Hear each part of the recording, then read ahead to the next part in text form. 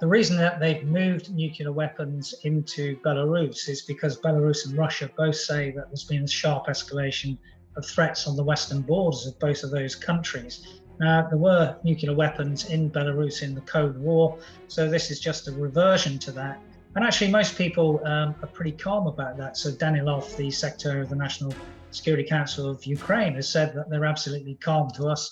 It's not some new kind of news. And it's not in the sense that this was first announced in March and that the shelters for them would be available in July. So it has been telegraphed.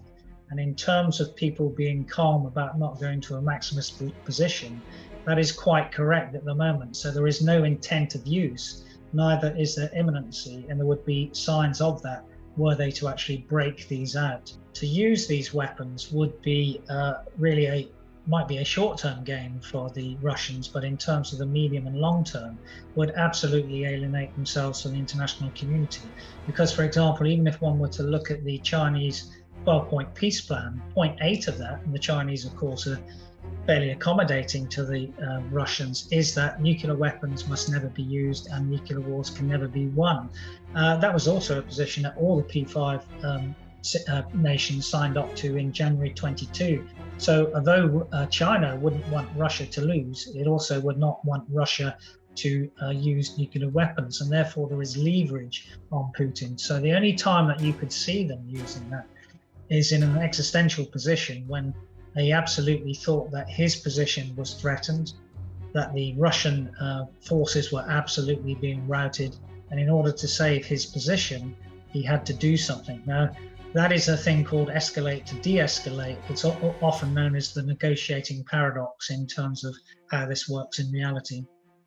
Well, the thing about tactical nuclear weapons is that you can dial a yield, and there are various means of delivery. So you can deliver them by artillery, you can deliver them from air power, and so there's 2,000 of them in the Russian armory, and they have various yields depending on what they want to do.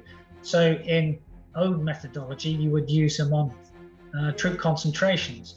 Now, the Russians haven't run out of either artillery or missiles. In fact, they are making some of their own dumb Cold War missiles smarter by applying GPS kits to them. So they haven't run out of those. So the first thing is you could apply them to concentrations, the deep battle, to stop the Ukrainians who are, say, 72 hours away from a battlefield from getting there 72 hours later. The other thing that you could do, of course, is dial a yield a bit higher and put them on a city in the way that Hiroshima and Nagasaki were taken out, for example, because the yield of those in both of those cases is kind of tactical now rather than the sort of strategic. And the strategic aim would, of course, be something like spasm warfare and intercontinental ballistic missiles between Russia and America and everyone else. And that Armageddon and nuclear apocalypse, we're just not going to get to that position at the moment. Now, of course, if you put a number of escalation things together, there are 7 different ways you can escalate. You can escalate by weapons, objectives, targets, geography, domains, rhetoric, or mobilization. So you would need to put together rhetorical escalation. It would be that Putin is telegraphing that he's going to use them, with the weapons being broken out of their storage sites in Belarus into the field, or actually in Russia, and with targets that he's going to hit. So that's the way the triad of those 3 things in terms of the 7 parts of escalation would work. I think they would use asymmetric means first. So we've already seen the knocking over of the Kharkova Dam in Kherson.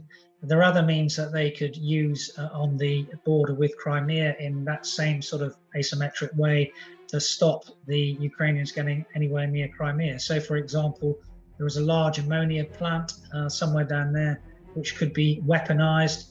And we all know, if you study your sort of industrial accident history, that Bhopal was a sort of large cloud that came out of there. So there could be a large ammonia cloud. There could be other ways to try and break the will of the Western support to Ukraine. And in that, we're looking at the sort of North Sea, Balkans in terms of the energy infrastructure or the underwater cables there. So they would use indirect means rather than going, I think, towards either chemical weapons or towards nuclear weapons.